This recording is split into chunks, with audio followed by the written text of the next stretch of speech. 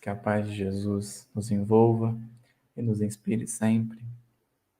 Nós estamos começando mais um estudo do Livro da Esperança, Psicografia do Chico, pelo Espírito Emmanuel. Hoje, visitando um pouquinho, repassando aí o capítulo 68, Ideia Espírita. É um capítulo que Emmanuel vai se dedicar, ainda uma vez, a falar sobre a propagação da ideia espírita. E não foram poucas mensagens que Emmanuel se dedicou a, vamos dizer assim, a esse tema, ao tema da divulgação. Há inclusive uma frase que, em verdade, não está escrita tal qual é difundida, mas é bastante parecida, uma frase dele mesmo, que é difundida assim: a maior caridade que se pode fazer para a doutrina espírita é a sua própria divulgação.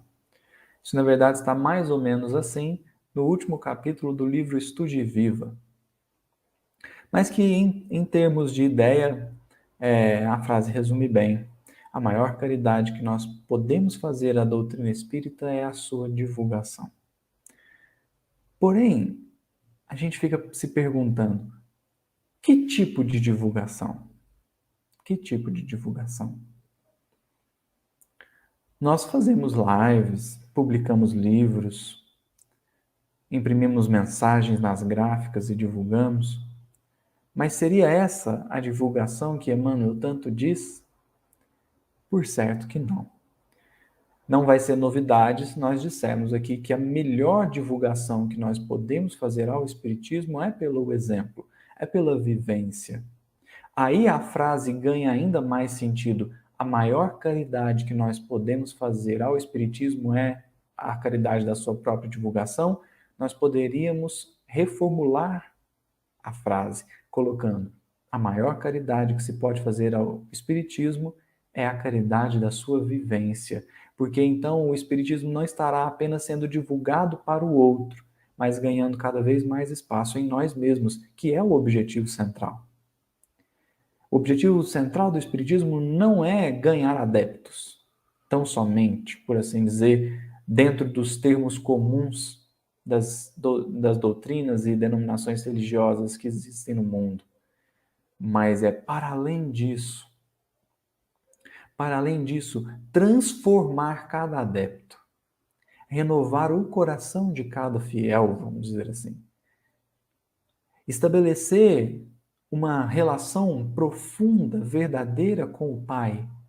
Esse é o grande sentido da religião, não o conjunto de dogmas, cultos e rituais exteriores, mas a religação com o Pai. Esse é o grande intuito do Espiritismo e, portanto, seria como que menosprezar muito, muito a importância da doutrina, agir tão somente na sua divulgação para o outro. Antes de ganhar espaço no mundo, o Espiritismo terá que ganhar espaço no coração de cada espírita. Então é certo que toda vez que Emmanuel escreve algo sobre divulgação espírita, ele está se atentando ao exemplo. Ao exemplo. Porque essa sim é a maior caridade que nós podemos fazer. Exemplificar. Porque, em verdade, nós somos convocados não a converter pessoas, não a atrair pessoas, mas a redirecionar os nossos próprios sentimentos. Essa é a grande missão. Essa é a grande missão. Por isso, Emmanuel também vai escrever num livro chamado Paz e Renovação. Ele diz assim: em Espiritismo não basta crer, é preciso renovar-se. Não basta ir ao centro espírita, não basta consumir a literatura espírita, não basta tomar passe. É preciso renovar-se. É preciso mudar ou transformar sentimentos. E isso é muito difícil de fazer. Por isso que é uma grande perda de tempo quando a gente fica apontando o dedo para o outro. Porque a gente tem uma tarefa secular para executar. Uma tarefa que vai aí se estender pelos séculos. que é a própria renovação, e estamos aí perdendo tempo, acusando um ou outro de deserção ou de desvio da própria missão. Em Espiritismo é preciso renovar-se. E é dentro dessa temática que, acerca da mensagem em si, ideia espírita do Livro da Esperança, nós gostaríamos de passar em uma outra antes, chamada Pregações, que está no livro Caminho, Verdade e Vida, também de autoria do benfeitor Emmanuel, capítulo 38. Emmanuel vai pegar um versículo muito sutil, assim, como se fosse algo ali que está como que perdido no meio de uma fala do Cristo. E vai nos mostrar a relevância dessa fala. Está em Marcos, capítulo 1, versículo 38, quando Jesus diz assim: vamos às aldeias vizinhas, para que eu ali também pregue, porque para isso vim. Então, um descuidado, um desatento, poderia falar assim: olha, Jesus veio fazer palestra. Jesus veio para divulgar em palavras o reino de Deus. Mas nós sabemos que a vinda de Jesus na Terra é muito mais do que isso. Muito mais. Porque Jesus é a construção feita. Então Jesus não veio falar da construção. Jesus veio mostrar a construção realizada. Ele não veio falar de algo que ele ainda iria viver. Ele veio falar e exemplificar algo que já é da rotina dele há pelo menos 4,5 bilhões de anos. Pelo menos. Porque antes disso, nós não temos ainda a condição para saber o que esse espírito já realizou. O que esse espírito já transformou. Nós não sabemos. Então, pensar que um espírito dessa envergadura veio à Terra para fazer palestra é diminuir um pouquinho a missão. Então, Emmanuel vai nos dar o significado, o conceito, que vem a ser pregação. E aí ele diz assim: nesse versículo de Marcos, Jesus declara ter vindo ao mundo para a pregação. Todavia, como a significação do conceito tem sido erroneamente interpretada, é razoável recordar que, com semelhante assertiva, o mestre incluía no ato de pregar todos os gestos sacrificiais de sua vida. Geralmente, vemos na Terra a missão de ensinar muito desmoralizada.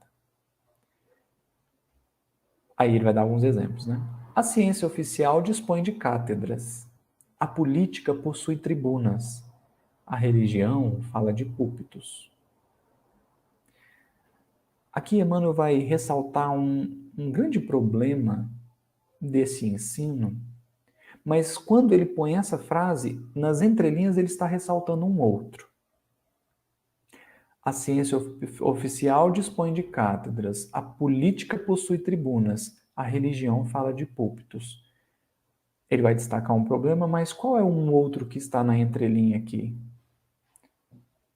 O problema maior é que quem ensina está distante de quem aprende. Quem ensina está numa posição e quem aprende está distante, longe, ouvindo. Mas Jesus foi um mestre que esteve ao lado, porque além de modelo, ele é guia. Ele é guia. E guia que se preze não deixa o guiado para trás. Um guia que se preze vai caminhando lado a lado com o ser guiado. E mais do que isso, quem dita o ritmo da caminhada é o ser guiado. Nunca é o guia. A não ser que ele seja um mau guia, né? Mas se ele for um bom guia, quem dita o ritmo da caminhada é o ser guiado. Então Jesus, vamos dizer assim, saiu do púlpito para a ação em conjunto. Porque o melhor jeito de ensinar a fazer é demonstrar como fazer. Por isso o exemplo é inerente ao ensino. Ensinar e exemplificar deveriam ser coisas sinônimas, verbos sinônimos. Porque, em verdade, quando você demonstra como fazer, o outro consegue encontrar os caminhos para a realização dele mesmo. É só nós raciocinarmos como é difícil explicar alguma coisa por telefone. Às vezes a gente tem até falta de um papel para desenhar ali, né? Agora, pegar o outro, vamos ali que eu vou te mostrar como faz. Aí é totalmente diferente. Então, ensinar e exemplificar deveria constituir sinônimo. Mas assim não é. Então, tem esse aspecto que os ensinos hoje são dados com um professor, com um mestre que está distante do aluno, mas Emmanuel vai ressaltar um outro. Contudo, os que ensinam, com exceções louváveis, quase sempre se caracterizam por dois modos diferentes de agir. Exibem certas atitudes quando pregam e adotam outras quando em atividade diária. Daí resulta a perturbação geral, porque os ouvintes se sentem à vontade para mudar a roupa do caráter. Mudar a roupa do caráter. Qual que é o problema de quando você tem uma atitude enquanto prega e adota outra quando em atividade diária? Significa que nem você está consumindo o seu ensino. Então ele deve ser muito ruim. Porque se você está falando uma coisa e fazendo outra, significa que nem você acredita naquilo que está falando. Daí também a importância de buscar exemplificar, porque é o exemplo que vai dar força moral para você falar. É como se a gente estivesse refletindo sobre o seguinte: é fácil ou é difícil contar uma mentira? É muito difícil. Você tem que se vigiar inteiramente. Não pode existir um gesto seu, porque dependendo do olhar que você fizer, você denuncia que está mentindo. Então, mentir é um momento que você tem que estar assim, autovigilante, mas nenhuma ação pode te trair. Nenhuma ação. E por que que é difícil? Porque o que você está falando não está no coração. Às vezes não está nem na memória. Então, não é um momento em que você pode agir espontaneamente. É um momento que você tem que estar, sim, enrijecido. Então, mentir é difícil. E tem mais um problema. Você conta uma mentira hoje e você fica refém dela. Todos os dias, dali em diante, você tem que lembrar da mentira que você contou. Porque como não é verdade, você não está lembrando de um fato, você está lembrando de um conto, tem que gravar tudo que você disse para não se trair. Então, mentira é difícil. E muitas vezes o que denuncia a mentira é o tom de voz de quem conta a mentira. No tom, você fala assim, tá mentindo. Assim é quando a gente se propõe a falar de algo, a espalhar algo, a divulgar algo que nós não fazemos. Porque se não fazemos é porque não acreditamos. E se não acreditamos, quando vamos falar, estamos mentindo. Estamos mentindo. Como é que eu posso te dizer que a doutrina espírita é boa se eu não sentir que ela tem transformado a minha vida? Não tem como. eu estarei mentindo. E o processo da mentira é muito complicado. Ao passo que quando é verdade... Veja, quando é verdade, você não precisa nem combinar com o outro. Imagina, duas pessoas falando a verdade. Você acha que elas precisam ter uma conversa prévia? Não. Elas estão falando a verdade. Pode chegar para elas a qualquer momento e perguntar. Estando juntas, separadas, não importa. A verdade, ela, por ser verdade, mais do que na nossa memória, ela está no nosso coração. A gente sabe que o que estamos falando é verdade, portanto, somos mais capazes de lembrar e somos melhores para falar. Porque é verdade. A gente sente que é verdade, a gente sabe que é verdade. E o que confere verdade às palavras é o exemplo. Ou melhor dizendo, a vivência. A vivência se tornará um exemplo, quando vista. Se ela não for vista, não importa. Mas entende que quando eu ajo conforme eu falo, ou quando eu falo conforme eu ajo, tenho força a mais nas palavras, porque então o que estarei dizendo é algo que ressoa na minha intimidade. E é tão bonito quando você vê alguém que ama uma coisa falando daquela coisa. É lindo, porque a pessoa até te convence. Você fala assim, nossa, eu nem sabia que era tão bonito assim. Porque quem ama, quem vivencia, é capaz de notar a beleza da experiência. É capaz de ir mais fundo. E aí a divulgação é trocentas vezes maior. Porque dali em diante não será um divulgando. São pessoas contagiadas que também se sentirão no intuito, impulsionadas a divulgar aquela ideia. Então, quando há uma divergência entre a ação e a fala, e veja, aqui não é apenas para expositor espírita, aqui somos para todo mundo. Como é que você vai virar para uma pessoa e falar assim, nossa, o espiritismo é ótimo, o lema é fora da caridade não há salvação, olha que coisa linda. Mas você não vivencia a caridade para poder sentir o valor do lema. Entende? É ir além da teoria, da letra, e interiorizar no coração. Isso só a vivência poderá dizer. Poderá promover, perdão.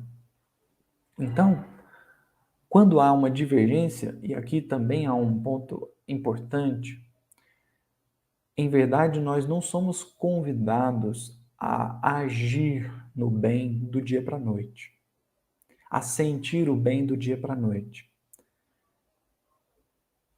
E nós não seremos convocados a falar do bem tão somente quando essa construção estiver feita. Mas no processo de construção, você também será convidado a falar do bem. No processo de construção da virtude, nós também somos convocados a falar desta virtude. Porque o processo de construção já é bom por si só. Imagina com a obra feita. Quem está construindo pode incentivar outras pessoas a começar a construir. Então não se trata tão somente de agir igual se fala, mas a buscar agir conforme se fala. Aí está um ponto que todos nós temos condição de fazer. Talvez você possa dizer assim, puxa, eu não sou um homem de bem ainda, como é que eu vou falar dessa mensagem? Olha, então, se você ainda não é, fale do que está tentando fazer para ser. Explica aquilo que faz sentido para você. Expõe aquilo que está no coração. Percebe como é preciso a vivência? Porque senão, como eu não tenho a vivência, eu não sei as dificuldades, eu não sei os embates, eu não sei como é. E aí eu vou achar que a lição do homem de bem é muito mais fácil do que ela é mesmo. Talvez é muito melhor eu chegar e falar assim, olha, eu ainda não sou um homem de bem. Estou tentando ser. E estou passando por essa dificuldade. Quem está na luta também vai se identificar. E quando a gente percebe que as dificuldades são compartilhadas, a gente ganha força para resolver. Ao passo que se eu chegar lá e falar assim, não, homem de bem, olha aqui, coisa fácil, perdoe e esquece as ofensas. Puxa, quem que não faz isso? Aí quem está me ouvindo já fica assim, né? Eu não faço. Compreende? Então, quando a gente vivencia, a gente participa das felicidades e das dificuldades daquilo que nós queremos vivenciar.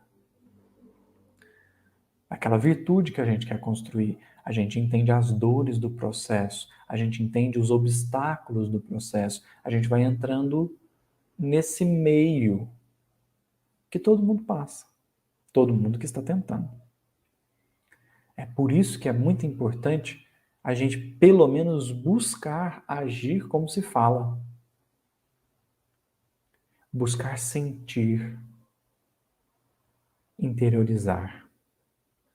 Porque, senão, se as nossas atitudes quando pregamos e as nossas atitudes nas atividades diárias forem divergentes, resultará em uma perturbação geral, porque os ouvintes se sentirão à vontade para mudar a roupa do caráter. Mudar a roupa do caráter.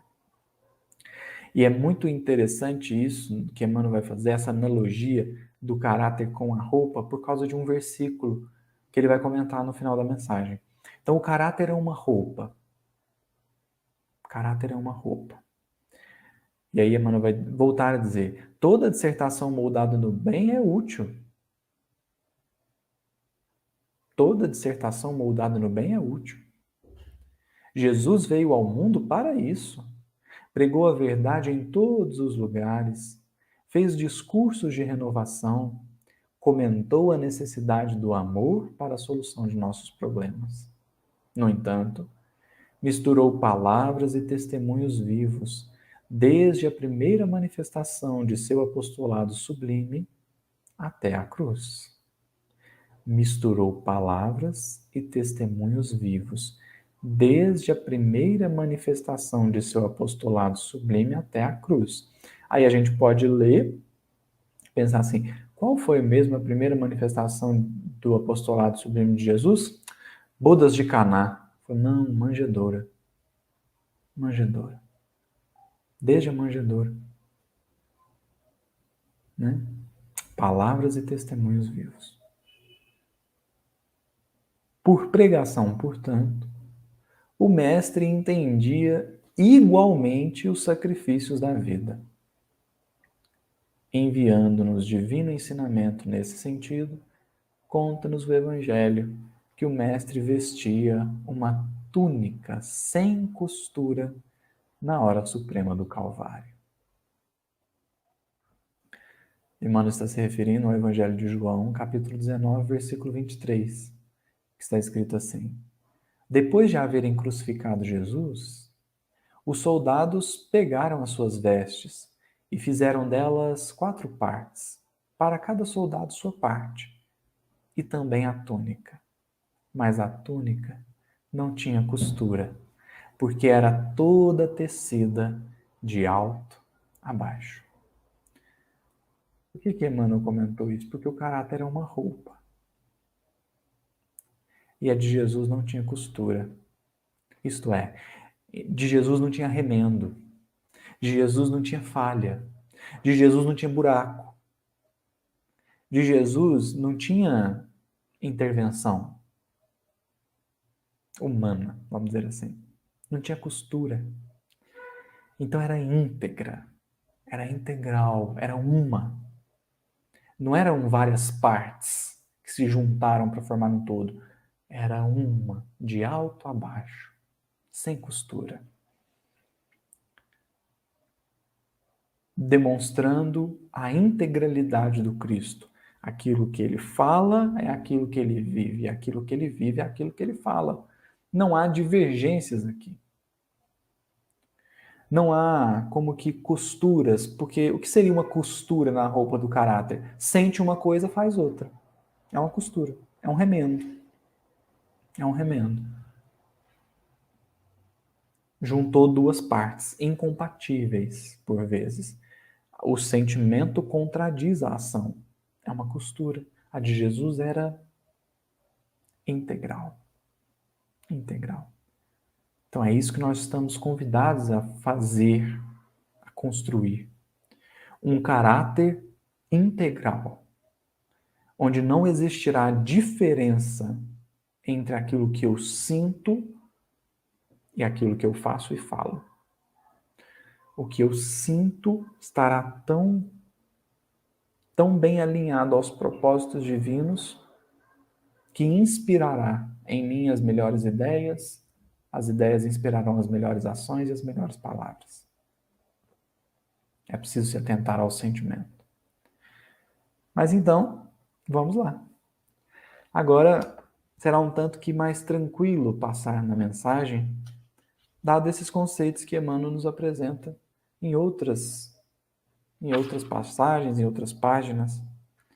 Porque então nós, desde o início, já saberemos qual é a ideia central que conduzirá todo o pensamento de Emmanuel.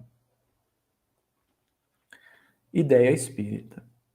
Paz seja convosco. Assim como o Pai me enviou, eu também vos envio a vós. É uma fala de Jesus, está em João, capítulo 20, versículo 21. E Emmanuel também vai trazer um trechinho de uma mensagem extraordinária de Erasto, que está no Evangelho segundo o Espiritismo, capítulo 20, item 4. Diz assim, ó: Ide, pois, e levai a palavra divina aos grandes que a desprezarão, aos eruditos que exigirão provas, aos pequenos e simples que a aceitarão. Porque principalmente entre os mártires do trabalho, nas privações terrenas, encontrareis o fervor e fé. Ide. Esses receberão com hinos de gratidão e louvores a Deus a santa consolação que lhes levareis e baixarão a fronte, rendendo-lhe graças pelas aflições que a terra lhes destina. É uma mensagem lindíssima de Erasto, a missão dos espíritas. Nós precisamos ler, reler e reler e reler. E Emmanuel então vai comentar essas duas passagens, assim como o Pai me enviou, eu também vos envio a vós, e essa fala de Erasto. E Emmanuel dirá assim: todos nós, em doutrina espírita, desaprovamos qualquer inclinação ao exclusivismo e à intransigência. Não entendi. Não entendi. O que Emmanuel está dizendo aqui é: nós desaprovamos qualquer inclinação ao exclusivismo. Que seria o exclusivismo nesse caso? Olha, para você ser salvo, tem que ser espírita. Tem que ir no centro espírita, tem que tomar passe, senão... Então não há exclusivismo. Nada que a doutrina espírita propõe é exclusividade da doutrina espírita. Tudo que a doutrina espírita fez foi mostrar que há um fio condutor em tudo que já foi apresentado. Mas a doutrina espírita não apresentou nenhuma ideia 100% nova. A doutrina espírita só veio e falou assim: olha, sabe isso aqui que surgiu ali? Então, isso aqui faz parte da verdade. Isso aqui também faz. Isso aqui também faz. Isso aqui também faz. Ela juntou. Limpou um pouquinho a contaminação humana em torno das ideias. Olha, apesar dela ter sido apresentada de forma muito equivocada, tem uma pérolazinha aqui que a gente pode tirar. Assim foi com a reencarnação. Assim foi com a mediunidade. Assim foi com o Evangelho. Porque, em verdade, nós tivemos contato com a verdade desde sempre. Por isso Kardec vai dizer que Sócrates e Platão são precursores da doutrina espírita. A ideia já estava lá há muito tempo. Aliás, os gregos, por pouco, não chegaram da doutrina espírita. Então, a ideia já estava lá. Ela passou na humanidade o tempo inteiro. Então, não há aqui exclusivismo. Não há, vamos dizer assim,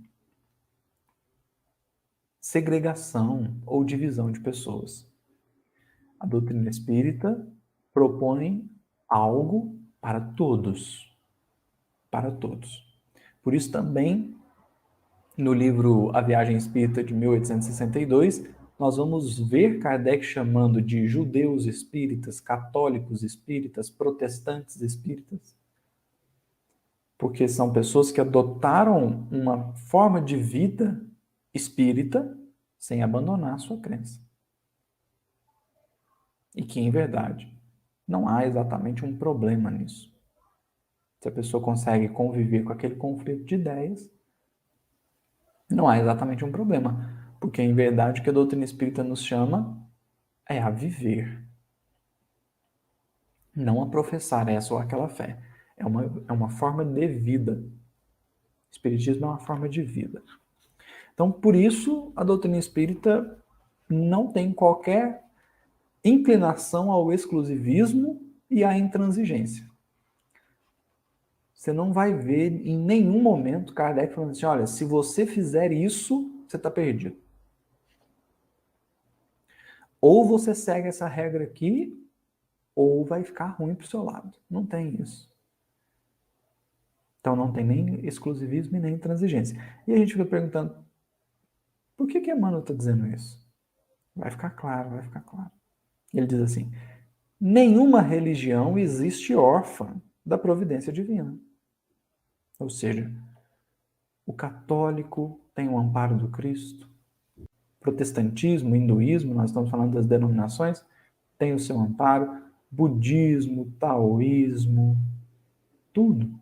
Todas as denominações religiosas têm o seu amparo, têm a sua proteção. Porque Jesus não deseja que essas crenças sejam como que arrancadas do planeta. Porque, em verdade, o problema, em geral, não está na crença. Está na forma de interpretação da crença. E, frequentemente, na forma de vivência da crença. E aí, nós espíritas não estamos como que excluídos dessa parte problemática. Então, nenhuma religião existe órfã da providência divina. Todos têm o seu amparo no Criador. Nenhuma parcela da verdade reponta na terra endereçada ao desapreço. Se aquela denominação religiosa surgiu e se mantém na ideia de reconduzir o homem a Deus, ela tem o seu valor. Ela tem a sua importância. Tá, mas por que Emmanuel está dizendo isso? Por outro lado, não ignoramos que a transmissão dos nossos princípios começa na reforma individual. Então ele está dizendo assim, olha, nós não temos intuito de proselitismo, nós não temos intuito de angariar fiéis, mas nem por isso, nós vamos deixar de divulgar a doutrina espírita. Não é porque a doutrina espírita não é exclusivista e nem intransigente, não é porque todas as denominações religiosas têm a sua verdade que nós vamos deixar de divulgar. Porque, em verdade, a doutrina espírita, para aqueles que a acolhem de coração, traz não só consolo, mas redirecionamento, reorientação, explicação. Por mais que a verdade esteja em todas as denominações, ela também, por isso, está na doutrina espírita. E, portanto, ela, nessa sua feição de verdade consoladora, ela tem sim que ser divulgada, espalhada. A gente só não vai violentar consciência nenhuma. A gente só não vai impor a ninguém. Porque impor algo a alguém diz mais sobre quem impõe do que na vítima da imposição. Então nós não estamos convidados a impor. Nós estamos convidados a exemplificar. É totalmente diferente. Porque quando alguém olha o exemplo, de acordo com o nível consciencial dessa pessoa, é que ela vai decidir coisas sobre ela. Então, alguém vê uma pessoa entregando um prato de sopa. Ele pode ter uma consciência pouco despertada, a ponto de olhar e falar assim, meu Deus, olha lá, tá tratando, por isso que esse povo não melhora, olha lá, tá tratando dele. Ou ela pode ter uma consciência um pouquinho mais desperta e falar assim, puxa, que legal, quero fazer parte. Mas se eu chegasse arrastando ela, falar, agora você vai comigo, eu desrespeitaria o momento dela. Ao ver o exemplo, é que ela vai raciocinar, refletir para tomar uma ação. Então, o exemplo respeita o momento da pessoa. Respeita o momento. Mas nós somos, sim, convocados a divulgar, a exemplificar. Somos convidados. Não é estar alheio a esse dever, vamos dizer assim, né? Então, não ignoramos que a transmissão dos nossos princípios começa na reforma individual. Chamados, porém, a colaborar na seara da nova revelação, é necessário consagrar o melhor de nós mesmos à ideia espírita, de modo a prestigiá-la e desenvolvê-la. Então, nós somos convocados a prestigiar e desenvolver a ideia espírita. Como? Consagrando o melhor de nós mesmos a ela. O melhor. Qual é a sua melhor parte que você pode doar num trabalho espírita? Num momento cotidiano? Porque às vezes a gente fala trabalho espírita, a pessoa acha que nós estamos falando de algo que acontece dentro do centro espírita. Mas é muito mais do que isso. É preciso transcender as barreiras do templo de pedra. O que eu posso fazer na situação que eu estou vivendo para mostrar, para dar o melhor de mim? E aí você fala assim, mas aí eu posso fazer algo muito bonito e estar sentindo muito errado. Aí eu vou te dizer, você não deu a sua melhor parte. Porque a melhor parte é aquela que busca no sentimento a inspiração da ação. Então, eu vou me calar, mas para que o meu silêncio ganhe força, eu vou buscar na minha intimidade um jeito para não perder a paz. Fala assim, mas isso é muito difícil. Fala, pois é, por isso nós temos que começar hoje. Foi a primeira coisa que nós lembramos aqui. É muito difícil de fazer. Muito difícil. Mas é preciso tentar. Como é que eu posso encontrar em mim os sentimentos para inspirar o silêncio? Eu posso tentar sentir uma empatia pelo problema do outro.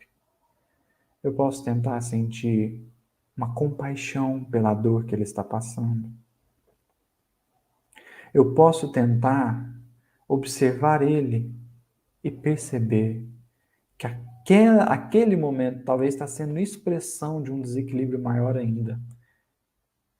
E aí nós vamos começando a encontrar os caminhos do sentimento para dar o melhor de nós. Porque o melhor certamente não é metade de nós. Nós estamos querendo dizer não adianta, ou melhor, não é o suficiente renovar a ação, mas o sentimento ser ruinoso. O melhor de nós é o integral de nós. É o que envolve tudo. É nesse sentido. Ah, mas eu não consegui. Então vamos buscar olhar para a situação de melhor boa vontade, da melhor boa vontade. Daquela vontade que nos impele à ação.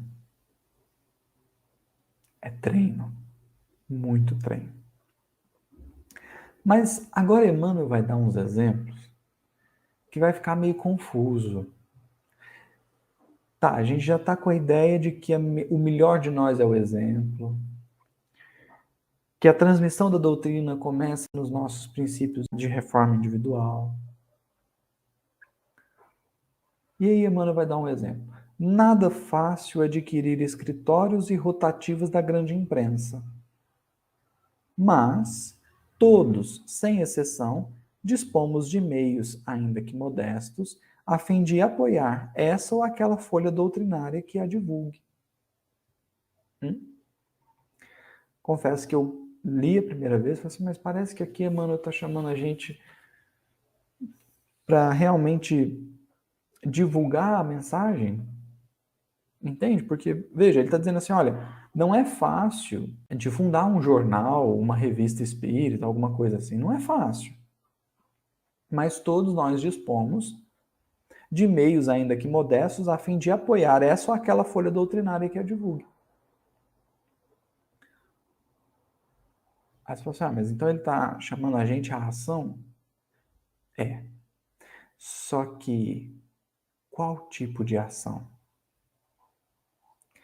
Quando eu ajudo um jornal que tem uma mensagem espírita, vamos dizer assim, ou uma revista, um livro, e eu ajudo a divulgá-lo, é sim uma ação.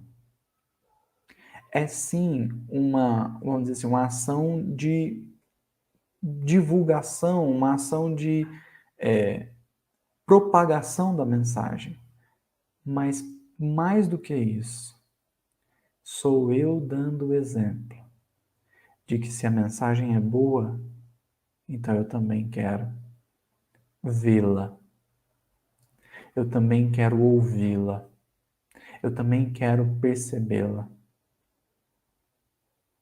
Então eu dou o exemplo daquilo que eu gosto, daquilo que me faz bem. Eu não vou consumir a mensagem espírita tão somente para aumentar o número de leitor ou para aumentar o número de propagadores da mensagem. Não. Eu vou fazer isso porque é o exemplo que me é cobrado nesse momento. Entende? Como é sutil? Porque a gente fala assim, puxa, ninguém lê livro espírita mais, o pessoal hoje só quer romance, só quer historinhas fantasiosas. Então, o que nós vamos fazer? Nós vamos começar a ler e divulgar esses livros, nós vamos aprofundar no conhecimento desses livros, nós vamos consumir esses livros. Para quê? Exemplo. E esse exemplo vai nos convocar a refletir sobre questões íntimas, por mais distante que possa parecer. Porque então nós estaremos em um conflito entre aquilo que eu exijo do outro e começo a exigir de mim. Entre aquilo que eu falo para o outro e agora eu estou falando para mim. Haverá um conflito aqui. Perceberemos então que muitas vezes nós somos muito severos com os outros e conosco nem tanto. Mas Emmanuel vai prosseguir, ele vai citar vários exemplos, em todos nós conseguimos perceber isso. Não tão somente uma ideia de propagação da mensagem para que ela atinja mais pessoas, mas é nessa ação de atender a esse conteúdo é que eu também estarei dando um exemplo. Tá? Também estarei dando exemplo. Muito difícil senhorear integralmente as atividades da emissora moderna. Contudo, ninguém aparece tão desvalido que não possa ofertar pequeno esforço para que ela seja mantida em minutos breves pela onda radiofônica ou pelos canais de televisão. Hoje nós poderíamos dizer, né? YouTube, Facebook, Instagram. Entenda que aqui o que Emmanuel está dizendo é assim: você gosta da mensagem espírita? Gosto. Então, quanto da mensagem que você realmente. Vou usar o verbo consumir, porque não me vem nenhum outro melhor à mente agora, mas o quanto que você consome do conteúdo espírita? Não é o quanto que você manda no WhatsApp. Não é quantos vídeos você é capaz de compartilhar com seus contatos. É quantos vídeos você é capaz de assistir. Quantos trabalhos você é capaz de acompanhar. Entende que aqui há também um exemplo que se impõe? Nós às vezes divulgamos para os outros coisas que nós mesmos não vemos. Eu ouvi falar que essa live foi boa, vou mandar para o fulano. Nem sempre manejaremos a tribuna coroada pela retórica perfeitamente unida à gramática. No entanto, a humildade é acessível a todos, a fim de que a frase sincera consiga expô-la com franqueza e carinho, edificando a quem ouve.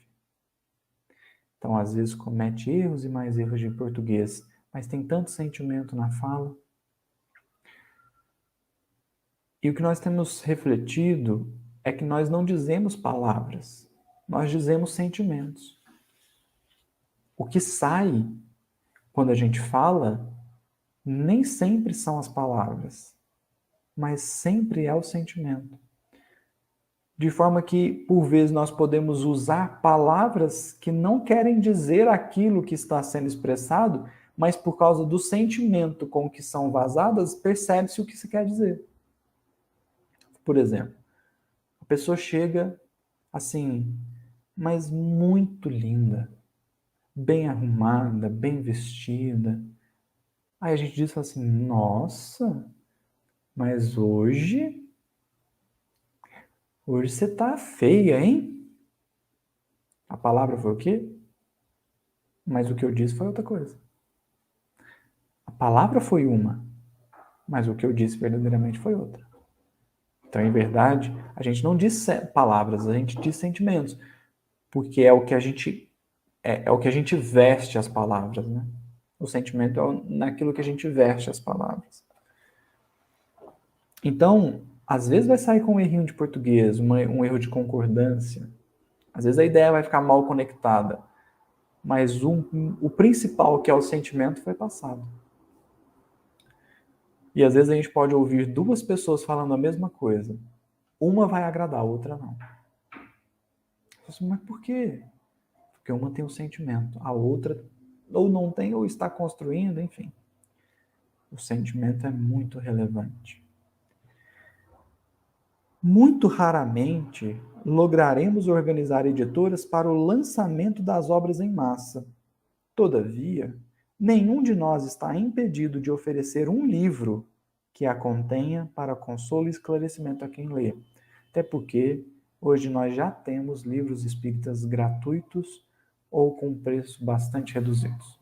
Por mais que não seja geral e não seja de todos, não seja em todos os casos, mas nós já temos livros gratuitos que podem ser repassados. É só uma questão de disposição. A gente diz que o livro é bom, mas quanto que nós estamos dispostos a passar ele para frente? Porque quando a gente verdadeiramente se sente tocado por algo, a gente quer compartilhar. Então esse é o convite. Deixar-se tocar pela doutrina espírita a tal ponto que você vai querer divulgar ela. Divulgar. Porque ela vai ter te feito tão bem, mas tão bem, você fala assim, nossa, eu preciso compartilhar isso com outras pessoas. Sem imposição, sem violência, esperando o outro estar aberto, mas tendo a oportunidade, por que não? Não é desrespeitar a crença alheia, não é impor crença alguma, mas é dizer, olha, está acontecendo assim na minha vida. Não estou dizendo que vai acontecer isso na sua, mas o que eu posso te dizer é que está me fazendo tão bem e pode ser que faça para você também.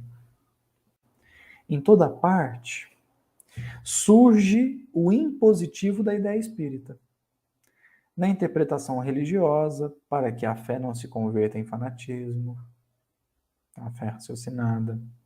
Nos estudos filosóficos, para que a exposição verbal não seja discurso infrutífero, Porque a filosofia, ela conclui coisas, mas dentro do espiritismo ela é impelida a viver coisas. Aquilo que ela concluiu. Nas realizações científicas, para que a experimentação não se faça loucura. Nas empresas da arte, para que o sentimento não se desprimore no vício. O mundo tem sede de raciocínio em torno da imortalidade da alma, do intercâmbio espiritual, da reencarnação, da morte física, dos valores mediúnicos, da desobsessão, das incógnitas da mente, dos enigmas da dor e, sobretudo, ao redor das leis divinas a funcionarem exatas na consciência de cada um. Então, o mundo quer saber sobre isso. As pessoas têm curiosidade mais do que elas mesmas pensam. Para que obtenhamos solução a semelhantes problemas, urge, saibamos, trabalhar pela difusão da ideia espírita. Então é para eu ficar falando da reencarnação para as pessoas, de mediunidade, de imortalidade da alma, de intercâmbio espiritual. É para eu ficar falando, então?